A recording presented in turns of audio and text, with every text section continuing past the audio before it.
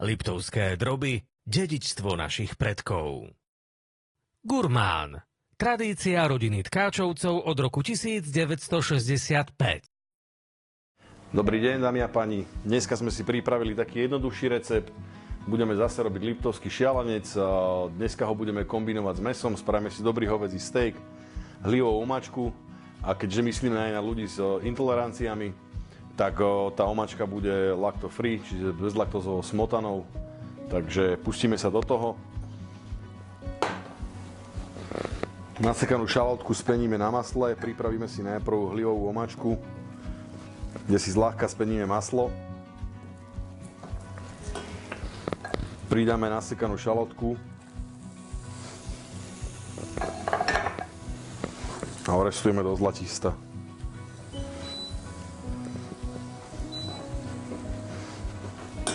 Kým sa nám šalotka orestuje, nasekáme si hlivu. Kto má ako rád, môžeme na rezančeky, môžeme na kocky. Ja mám radšej, keď je v omačkách taký väčší kúsok niečoho. Takže nebudem to krájať na brunoá, ale také väčšie kusy. S hlivou nemusíme šetriť.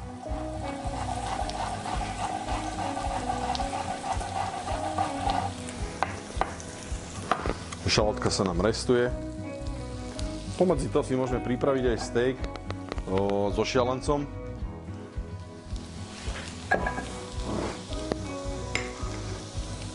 Možno pre niekoho netypické, ale ja budem na jednej panvici opekať aj drób, teda šialenec.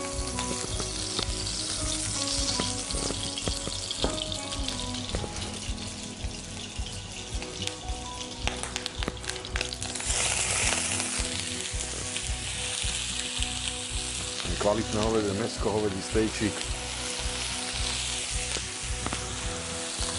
Šalotku máme spenenú. Pridáme nakrájanú hlivu.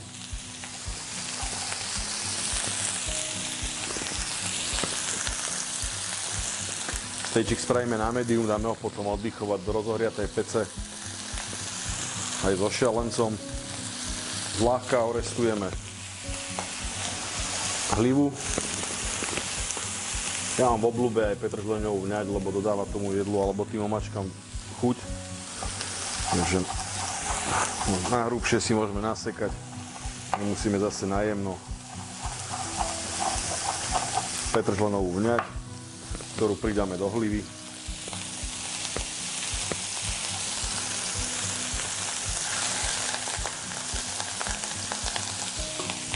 Stejčík poopekáme z každej strany zhruba 2-3 minúty. Chceme ho na medium.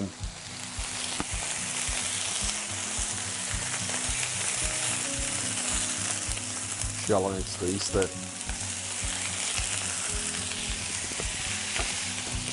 Hlivu mierne posolíme.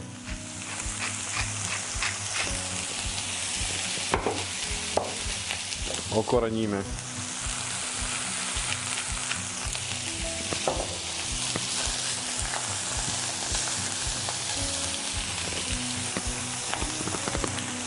Keď sa nám voda odparí z hlivy, pridáme smotanu.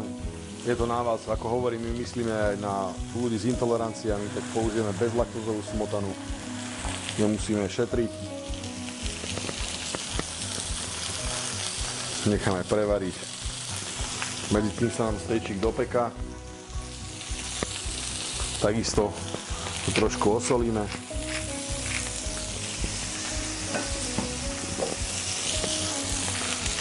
Okoreníme.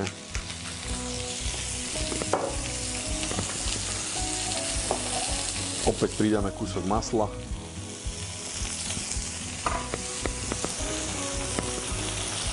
Steak aj so šialencom dáme približne na nejakých 7 minút oddychnúť na 180 stupňov do rúry. Takže steak so šialencami máme hotový. Dali sme ho troška oddychnúť.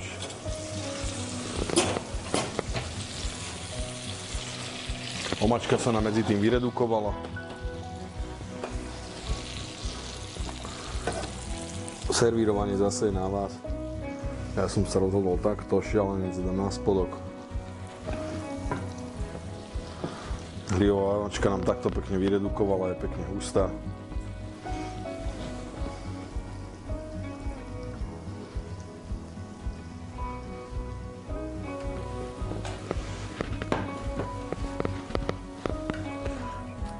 Stejčík máme fajne na medium.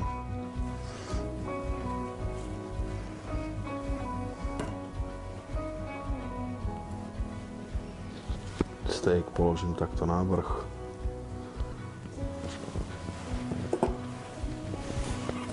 Mám rád cesnak, doplním to aj takýmto čiernym cesnakom. Si môžete pekne vylúpať na vrch, dá sa takisto dostať. Dekorujeme bylinkou, ak máme doma, môže byť, nemusí.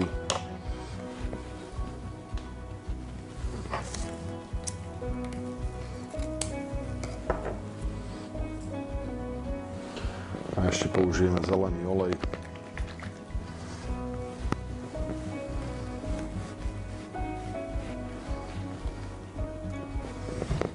Tak, jedlo máme hotové.